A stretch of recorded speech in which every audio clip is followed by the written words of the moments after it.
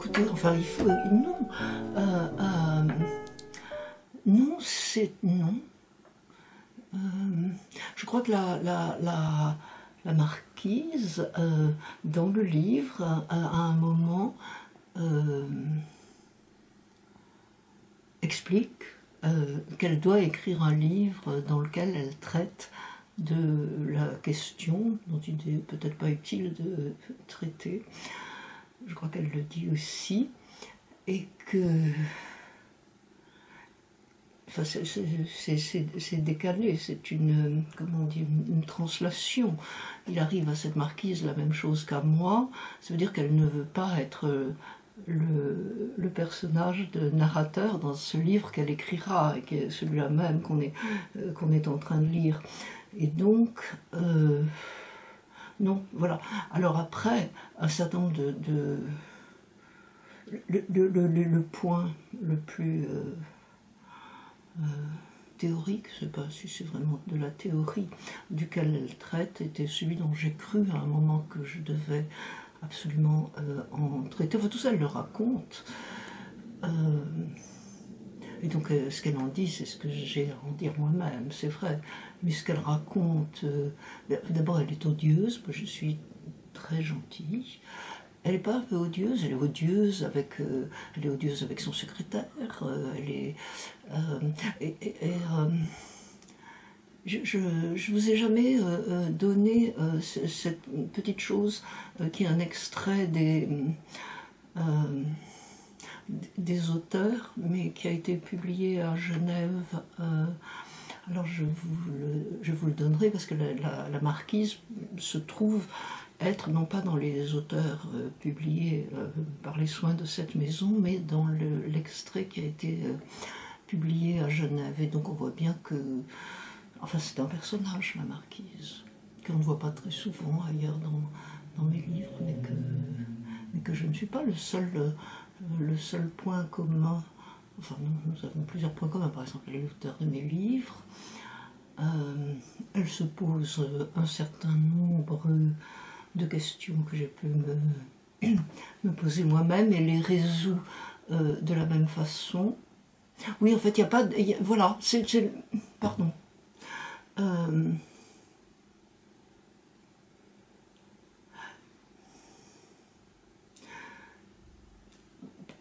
Enfin, il me semble que pour qui me connaît un peu, je ne suis pas la marquise n'est pas moi, mais évidemment on n'est pas... et ça c'est un problème qui se pose avec tous les personnages de femmes. Dans les auteurs, tous les auteurs sont les auteurs de mes livres. Alors ça n'est pas propre à la marquise d'être l'auteur de mes livres. Je ne sais pas combien il y a de personnages dans les auteurs, et je crois qu'il y en a, je ne sais plus combien, dans le petit fragment qui n'est publié qu'à Genève. Ils sont tous les auteurs de mes livres. Donc il y a une centaine ou plus, je ne sais pas, de gens qui sont les auteurs de mes livres. Oh, c'est le jour de l'ouverture de la chasse, probablement tous les ans, elle donne une fête. Ça, ce sont des choses qui arrivent, en effet, dans les sociétés de chasse, petites ou grandes. Et la marquise des 81 chasseurs, est-ce que je dois avouer ça? C'est une chanson de salle de garde. Et vous ne la connaissez pas? Paul la connaissait. Et, parce qu'elle apparaît un tout petit peu, je ne sais plus dans lequel, dans un autre de mes livres. Ça veut dire qu'il y a une marquise qui parle et des chasseurs qui ne sont pas au nombre de 80. Et je crois que là, il est dit que c'est en référence à une chanson de salle de garde dont je ne connais guère que l'existence. Un petit peu, le refrain aussi. Voilà. Et donc c'est extrêmement grossier comme référence.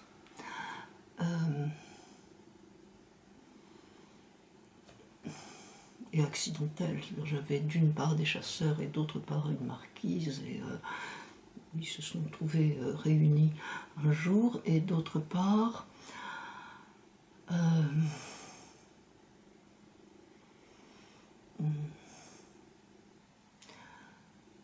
oui, je ne me rappelle plus exactement. En fait, c'est un projet de livre que j'ai peut-être, que j'ai eu longtemps, en prenant des notes et en posant mal les questions auxquelles, pour finir, il répond à peu près à ma satisfaction. Donc, comme je l'ai eu longtemps, ça veut dire qu'il y a longtemps, et je ne sais plus comment l'idée m'est venue de retenir cette forme. Je me retrouve, voilà, peut-être que j'aurais pu faire autre chose, mais c'est ce que je me retrouve faire le plus volontiers. C'est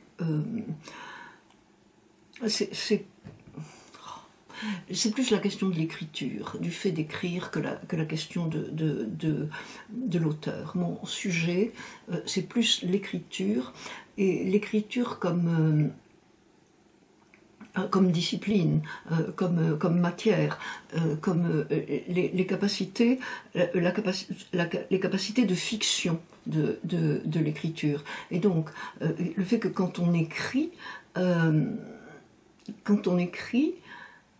on est possiblement d'emblée dans la fiction. Enfin, vous ne voyez pas, sauf si vous êtes au-dessus de l'épaule de qui écrit et que vous voyez que cette personne a une plume dans la main ou les doigts sur le clavier. Ça veut dire n'importe quel écrit peut toujours être un faux.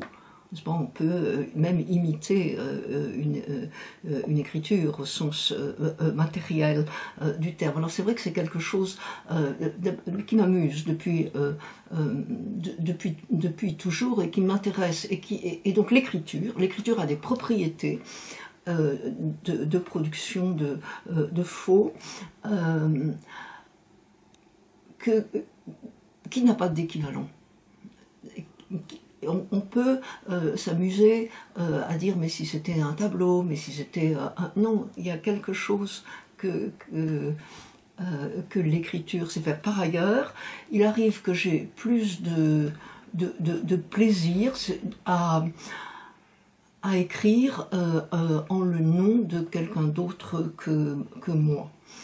Et peut-être même une certaine incapacité à écrire pour mon propre compte. Je n'aime pas écrire des lettres. J'ai écrit beaucoup de lettres dans mon extrême jeunesse, et je crois que toutes ces lettres que j'ai écrites dans ma jeunesse avaient un caractère au fond de pastiche. C'est-à-dire que de toute façon il y avait déjà une délégation.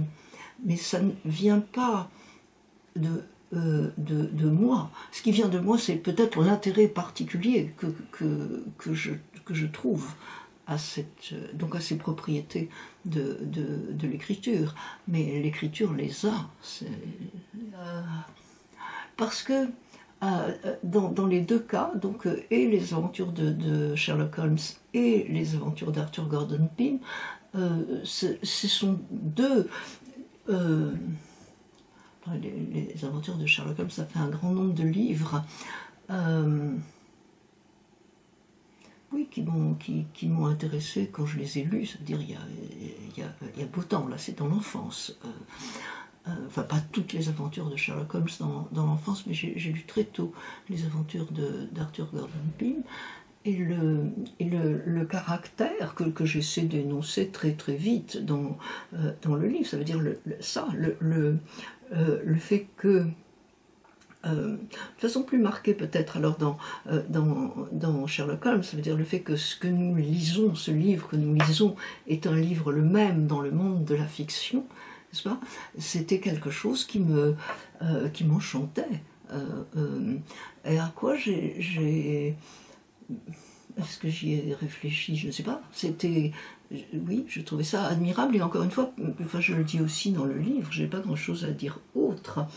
Le fait que c'est fait très soigneusement par Conan Doyle, ça veut dire qu'il insiste beaucoup, il attire beaucoup l'attention sur le fait que nous sommes en train de lire un livre de James Watson, qui est le nom que Watson a le plus couramment, même si quelquefois il en a un autre.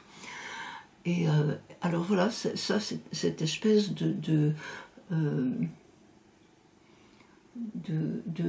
construction, de confusion de monde et les propriétés qu'elle peut avoir est quelque chose qui m'avait toujours, oui, qui m'a toujours spécialement plu. Oui. C'est amusant aussi. Et donc, si vous voulez, l'auteur, la question de l'auteur est seconde. Ça n'est qu'une conséquence de ce type de dispositif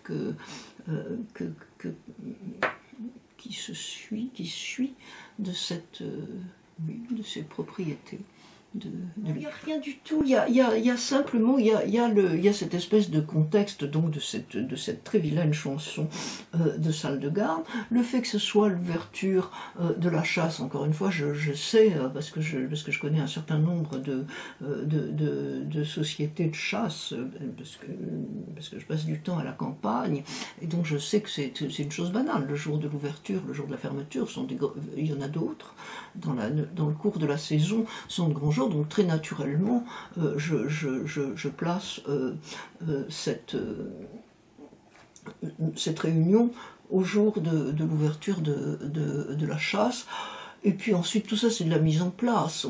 On fabrique une espèce d'espace off ou de temps off, par exemple. Voilà, on apprend que tous les ans, lors de l'ouverture de la chasse, la même marquise donne cette même espèce de collation, comme elle dit, à ses chasseurs. Là, ça doit se passer dans le pavillon de chasse. Le pavillon de chasse joue dans beaucoup de mes livres, mais il est rare qu'il y ait des chasseurs. Quelquefois, il me semble, je ne suis pas sûre, vous savez, tout ça, ça fait longtemps que je les traîne, que les chasseurs, on les voit assez peu dans le pavillon. En général, les chasseurs fréquentent l'auberge, voilà, parce qu'ils peuvent venir de loin et ils doivent passer quelquefois la nuit.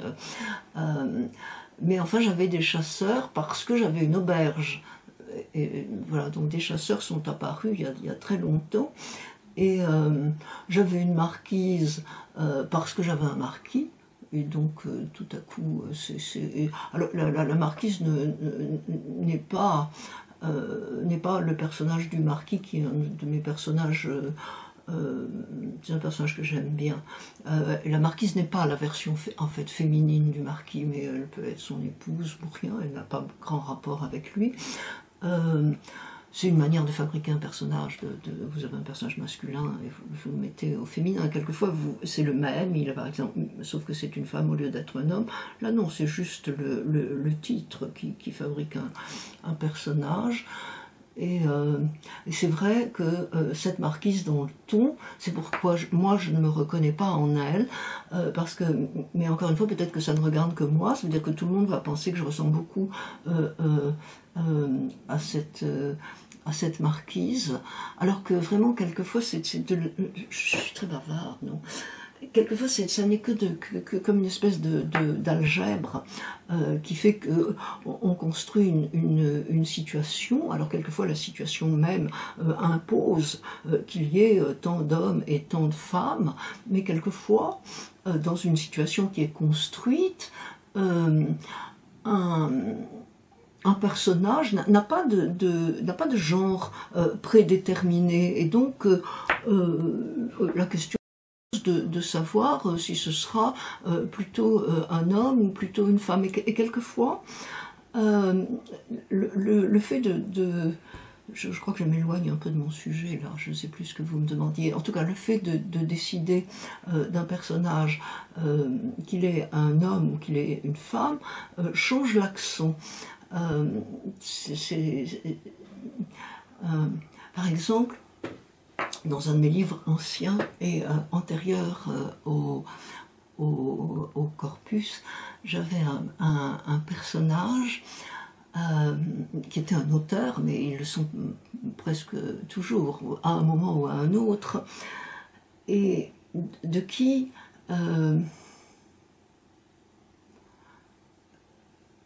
à qui son œuvre avait été comme soutirée, n'est-ce pas? On ne reconnaissait pas qu'il était l'auteur de cette œuvre. Ça finissait très mal pour lui, il devait se pendre, on se pend assez volontiers. Mais j'avais le sentiment, par exemple, que si ce personnage avait été une femme, eh bien ça aurait été moins tragique que dans le cas d'un homme. Vous vous dites, oh ben, une femme, elle pourra toujours se marier et avoir beaucoup d'enfants, si on lui a... Et qu'un homme, et, enfin c'est horrible, ça a l'air horriblement misogyne ce que je dis, mais non, vous voyez, c'est des questions. Mais on en était à savoir si je passais ou ne passais pas pour un personnage. Alors j'ai été extrêmement vaccinée, et un tout petit peu inquiète c'est pas très grave, mais quelquefois on est blessé de passer pour tel personnage avec lequel on estime n'avoir rien en commun. C'est pas tout à fait le cas, encore une fois, de la marquise. Non, mais j'arrête là, je vous parle beaucoup trop, on arrête. En tout cas, dans mon premier livre, il y a un personnage qui est le personnage le plus constant, dont vraiment, qui est secrétaire. Et quand j'ai mis en place ce qui arrive dans ce livre, enfin une partie de ce qui arrive dans ce livre, je savais qu'il y avait un secrétaire, donc la fonction de secrétariat d'un grand écrivain, et peut-être je ne savais pas si c'était un homme ou une femme, et pour des raisons que j'ai évidemment oubliées, je vous parle d'il y a fort longtemps, ce personnage s'est retrouvé être une femme. Et ensuite, j'étais pas contente de passer pour ce personnage, qui pour le coup, enfin, était vraiment un personnage pour moi, que j'avais vraiment le sentiment d'avoir construit. Simplement, c'est le personnage qui écrit sur la plus grande partie du livre. Et donc, après, dans le moment même où on est en train d'écrire, moi, on est plus ou moins proche du personnage qu'on fait écrire. Mais en règle générale,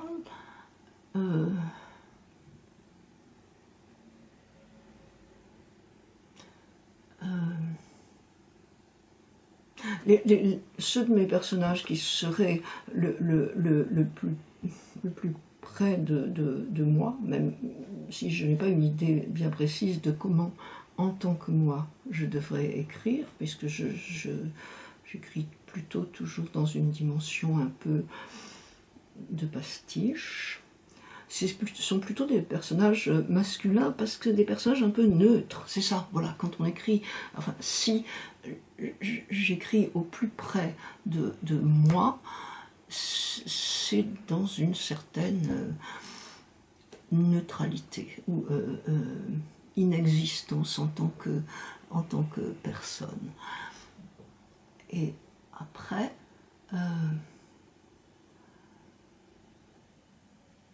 donc, pour en finir, cette marquise, moi je l'entends parler comme des personnes que j'ai connues, qui sont plutôt d'une génération antérieure à la mienne.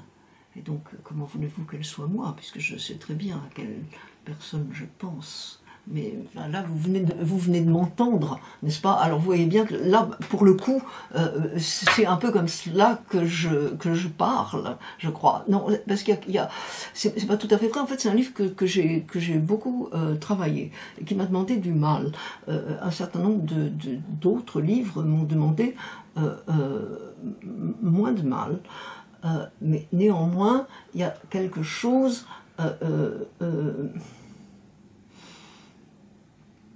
Après, il y avait des problèmes d'ajustement ou de mise en place, mais ça fonctionne beaucoup.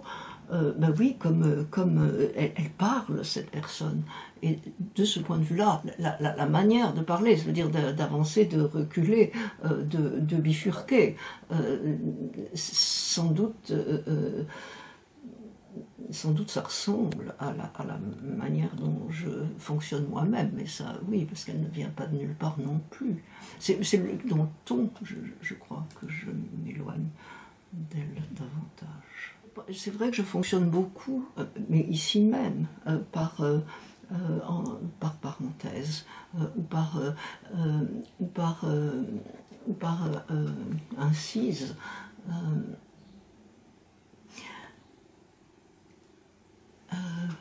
D'abord, c'est quelque chose qu'on peut se permettre de faire quand on écrit de la littérature, on emploie le mot dans un sens global, qui est beaucoup moins possible dans un cadre académique, par exemple, qui est une des raisons pourquoi j'ai quand même été plus à l'aise quand j'ai décidé d'écrire, enfin quand j'ai décidé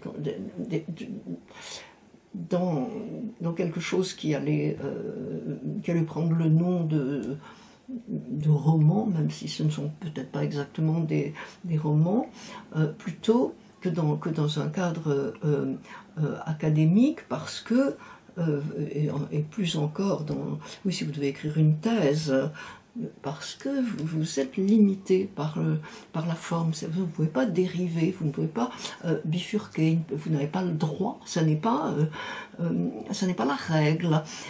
Et donc il y a ça, mais il y a aussi dans le fait d'écrire ce qu'on pourrait regarder comme des pensées adventices,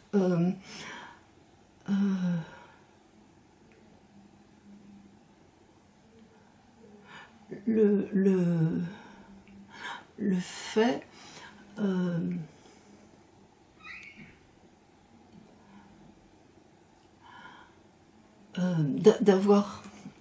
d'avoir eu beaucoup de mal à commencer à écrire, c'est-à-dire peut-être parce que les premières choses que j'ai vraiment dû écrire, c'était dans un cadre universitaire, et donc c'est comme s'il avait fallu s'arracher chaque phrase. Et j'écrivais, j'ai dû raconter ça ailleurs en prêtant ça à un personnage, j'écrivais toujours des textes extrêmement courts, et tout ce que je pouvais faire avec, c'était les raccourcir encore. Donc à un moment, c'est devenu quand même terriblement inquiétant, parce que si vous vous rendez compte que vous vous disposez à être quelqu'un qui écrit, s'il s'agit de votre personne, là, de votre existence sociale, n'est-ce pas, et que vous arrivez à avoir écrit environ 3 pages en 12 ans, c'est un peu menaçant, parce que vous imaginez que vous allez mourir centenaire en ayant écrit 30 pages en tout, quelque chose, c'est vraiment... Et donc, je sais qu'il y a un lien, je ne sais pas exactement lequel, parce que c'est pas du remplissage non plus exactement, mais de trouver les conditions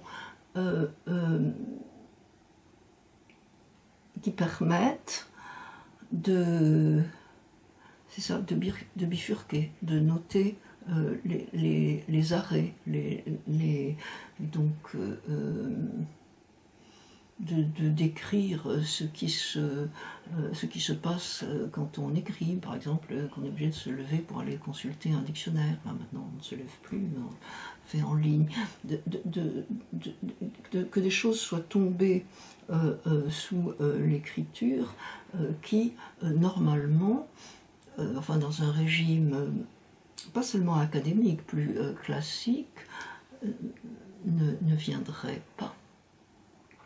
Et c'est dangereux, hein, parce que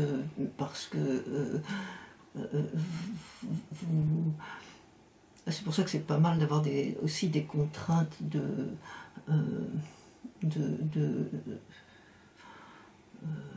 temps, d'espace. Par exemple, enfin là, moi, quand j'ai écrit le rendez-vous de la marquise, c'est vraiment, il y a 80 pages d'ordinateur, c'est-à-dire le chasseur parle toujours au bas de la page, donc il y a une limite, on finira avec le dernier, et il y aura 80 pages, donc ça restreint la possibilité dérivé, pardon. Ça suffit.